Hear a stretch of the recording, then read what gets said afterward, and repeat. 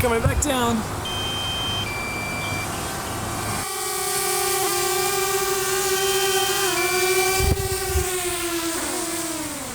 Woo! Alright, let's put another battery.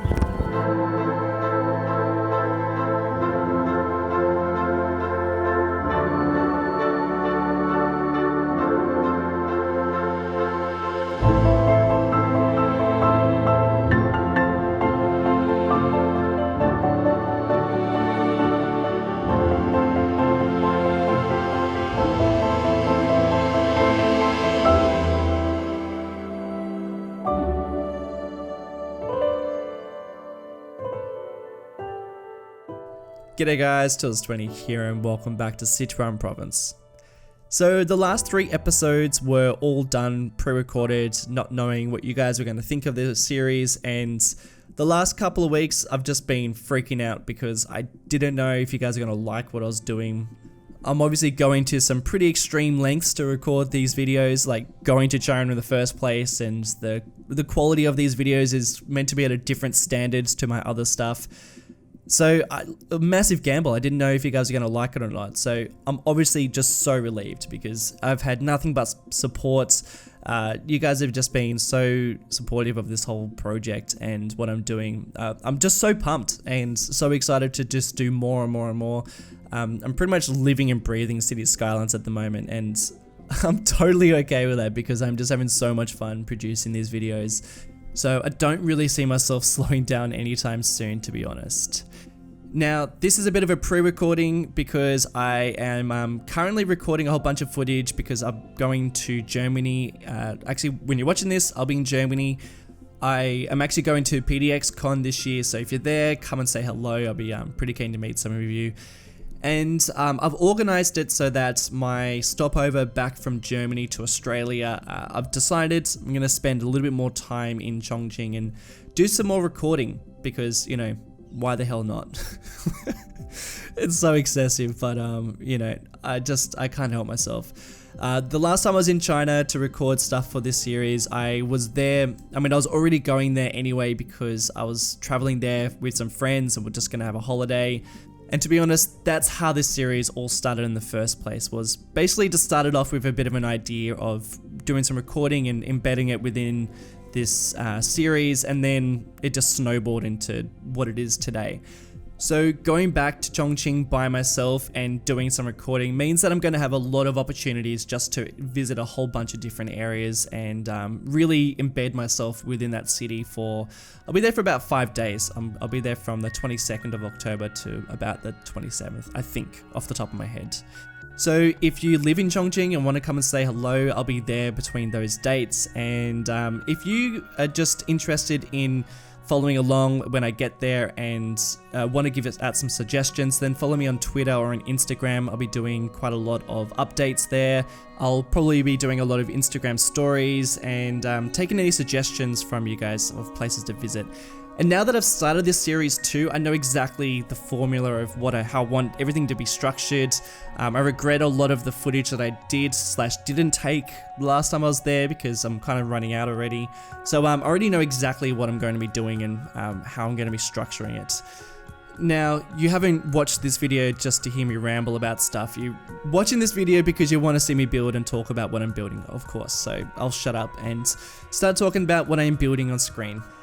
So today's episode's all about me just trying to figure out how to build within a Chinese style, I guess.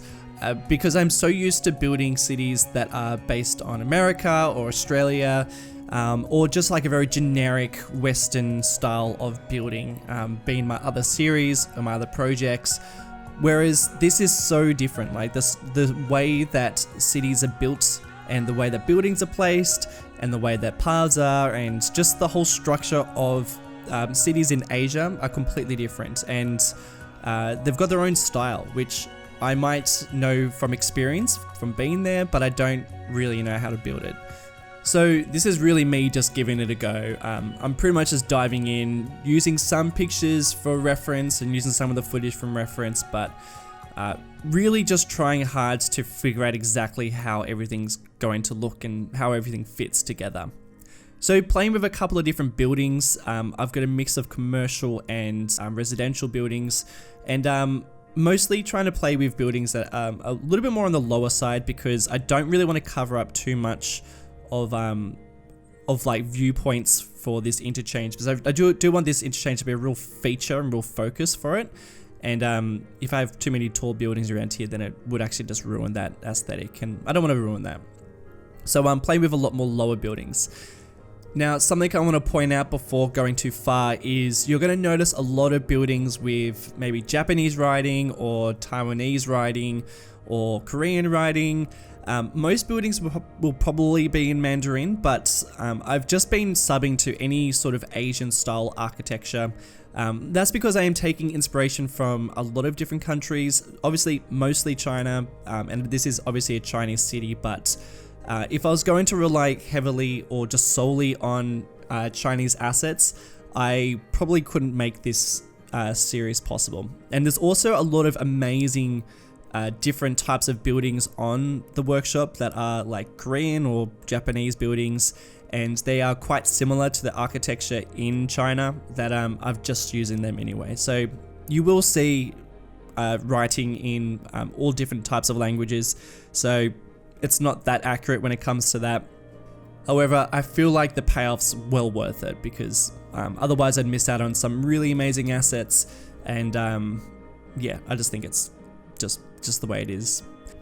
So a little earlier, I was working on some apartment blocks that were creeping up the mountain sides towards the interchange, at least the top part of the interchange. These are on I've used move-its to then take them away from the road and place them staggered up against the mountain, and they're actually against this footpath which people use, which is really cool.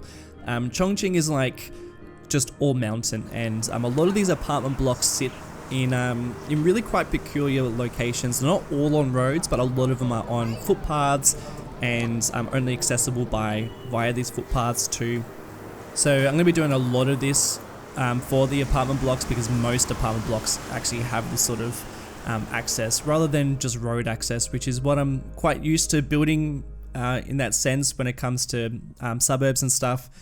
So like I mentioned in the last episode, this city is not going to have like traditional suburbs. It's going to have more of these apartment blocks, apartment complex, and a lot of these sort of like communities that sit underneath those apartment blocks. But that particular area that I built was a much more older style Chinese apartment complex, and there's quite a lot of this. There's like a real mix between more of the more modern ones that are popping up, and then there's also a lot more older ones. And I'm not really detailing any of these at this point. I'm just placing down a couple of bits and pieces, but mostly just going to keep it fairly rough as I just figure out the build style. And yeah, this series as well is going to have a real mix between highly detailed areas and then areas that are way less detailed. Mostly just to tackle the frame rates and the functionality of the city, because I mentioned in the last episode that still want everything to function. I don't want it just to be full detail, zero performance. I actually wanted to see vehicles and people getting from one place to the other in a somewhat of a realistic manner. So if I was to go full detail, I just will lose all that functionality. So a lot of these areas will be under detailed, but then there is a particular area that I do end up detailing, which is underneath the overpass. And that's because you're just going to see that quite a lot. So yeah, I'll be detailing that up. I have also been working on this footpath too, just playing with some of the different networks I can use, and also playing with some of the staircase too, because there are just a ridiculous amount of stairs in Chongqing just to get people around the place. It is still so hard to walk around. It's really not a walkable city. And I want that to be the case for this city too. I want there to be just a huge amount of footpaths going up and down these mountains, and getting people from different locations, because you can't just rely on roads in a city like this, not when it's so mountainous and so many lakes. You need different forms of getting people around, which is also what I'm working on now, which is this monorail. The monorail is going to play a massive part of this series. So yeah, there's going to be a lot to do with it. In fact, I think this episode is going to be called Underground Monorail or something like that. Haven't really quite figured that out just yet, but I thought this underground monorail would be a really quite unique and interesting feature. And monorails don't generally go underground. I actually think this might be the only monorail that goes underground, but I could be wrong. But yeah, Chongqing has these monorails because they are, and it's the longest monorail system in the world, and it's purely in place because it is so mountainous in Chongqing that like they need a very flexible transport system to get people around, and it's mostly in the very tricky locations. So you'll see the monorail in areas that are very mountainous or very hilly, and some areas that are just in some very tricky locations. So that's when the monorail system really kicks in. There is also a metro system, or like a subway system, which is a bit more traditional, and that's also in, well, that's probably more widely used, but they call the metro system both the monorail network and the and I guess the subway. And I'm going to be having something really similar in this city too. So this one goes underground, and obviously there weren't any underground monorail networks on the workshop, so I've instead used this one that is from Shanghai. I can't remember who created this asset, but it's really nice. I ended up using this one because it is a lot nicer than the vanilla monorail network, and I have manually placed it underground so that it still connects up, and I think it's going to have to follow the road network so that I can hide a lot of this monorail underneath the ground like I have. At the moment it looks really unusual, but it actually hides underneath the road really quite seamlessly. You don't even really notice it. You'll see more of it at the end. By the way, cinematics are pretty cool. It shows off a little bit more of the city and how it's starting to come alive. It's slowly coming alive. Yeah, oh, speaking of the last episode, I got the population up to 50,000, and you can probably see at the moment it's at 40,000, and it actually dips down even further. That's mostly because I need to add a few more services. I need to improve a couple of things, and I also think it's starting to balance out a little bit more, so you'll probably see it fluctuate a bit, and yeah, it does actually get back up a little bit higher. I also think that I need to be careful of placing down a lot of apartment blocks at once, because you can get mass death when all the people in that apartment block decide to start dying. Yeah, so I've got to be a bit careful. Somebody mentioned that and I didn't even think about it. So I think next time I place down apartment blocks, I'm just going to have to do it a little bit more strategic, just in case. But getting back to the build, I wanted to make some more custom style pillars. So I'm actually just using these pillars just to cover up some of the older ones, because I'm not using the network skins mods. Instead, I'm just gonna do some other techniques to hide some of the things that you can usually hide using that mod. But the last one, the last network skins mod, was causing a fair bit of lag, and I'm just a bit reluctant to get mods when I don't totally have to use them. I know this is quite a heavily modded series, but you know, if I can avoid using a mod, I will. So yeah, just using those pillars just to cover them up. I'm also playing around with the types of buildings that I have, so still just placing them down, and then if I see one that's like not quite as high quality as the other ones, I'll just you know, remove it pretty much there and then. And I'll go back to the collection and just delete it from the collection, so that I'm not using assets that are kind of outdated or have bad looking assets or things like that.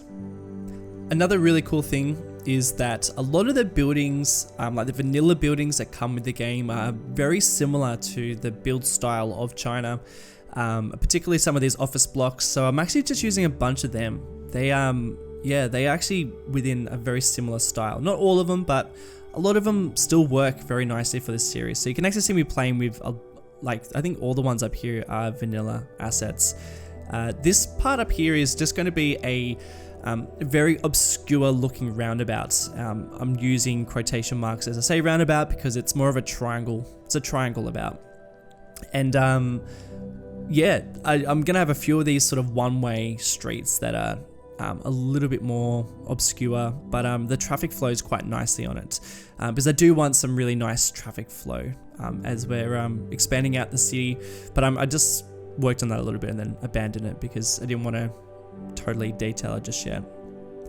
Oh, by the way, this episode's like the last episode where I'm using this LUT, or at least this color setting. Next episode is pretty much dead on exactly how I want everything to look.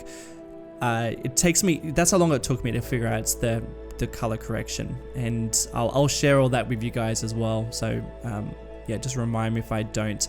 I'll probably share it on Twitter, or I might even just share a couple of screenshots on my YouTube community story thing, whatever it's called, status update or something. I don't know what it is. But yeah, I'll share that with you guys. It looks so much better in the next episode. Even the cinematics at the end of this episode, I'll be like, yeah. But in the next episode, they're really, really good. So I'm quite happy with how the end result looks. So again, working on some mountainous buildings, buildings placed along this mountainside. So you might have also noticed me make this gradient a fair bit higher. I did that just selecting all the nodes and raising it up. Actually, I did that ages ago in this episode. I'm kind of jumping around all over the place. But yeah, I really want there to be a massive height difference. And with a massive height difference comes a whole bunch of obstacles. Again, not going into huge amounts of detail, just really detailing and trying to fix up the most important parts. And other parts, I'm just using concrete just to place over some of the areas, and using fences as well, just to create a little bit of a barrier between the ledge and that concrete. A lot of foliage, a lot of trees. Like I said in the last episode, Chongqing is like crazy in terms of foliage and trees.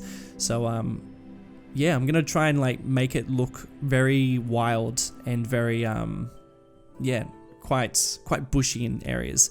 Bushy is such an Australian term, so I'm being like very careful how I say that, but I think I say bushy in every single episode. Now we're back working on the monorail. I just wanted to extend it over to the end of this bridge and see if it functions and works, because we do have some underground stations. We're yet to do any work on this in terms of the network. I would really like to focus a whole episode, at least, to be honest, 3 or 4 episodes, just working on that network and making sure it's targeting all the right places.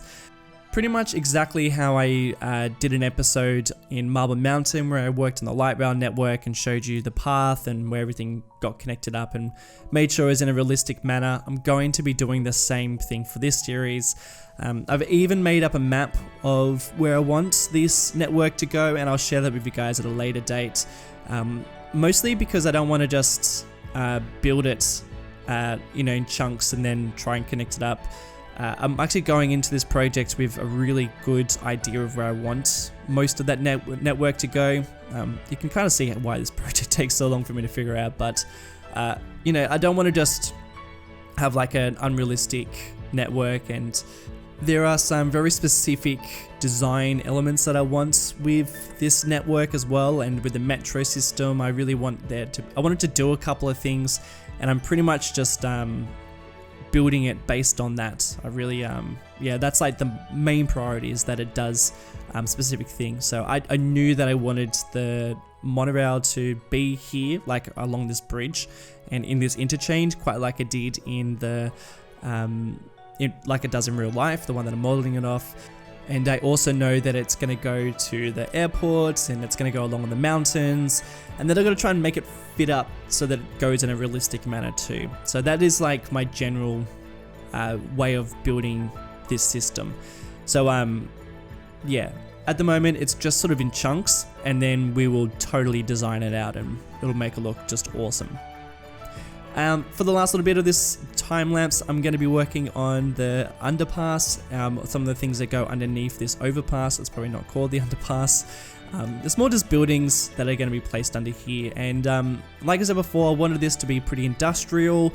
I've got a fire station and a warehouse. This warehouse fits in pretty well, to be honest. and yeah, just placing out a couple of different buildings and still working amongst the theme, trying to get a hang of it. And in the next episode, I think I really work out the theme pretty well. I end up building a park in the next episode, and it just really makes the whole place pop. Yeah, I'm pretty excited to show you how that turns out. But guys, that is pretty much it for this episode. Thank you so much for watching the whole way through. If you enjoyed it, don't forget to leave some nice feedback. That'd be awesome.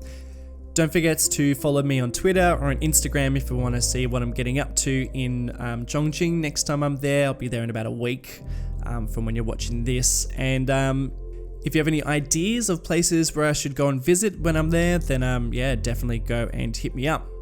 Guys, that's it. Thanks for watching. I'll see you in the next one. Bye.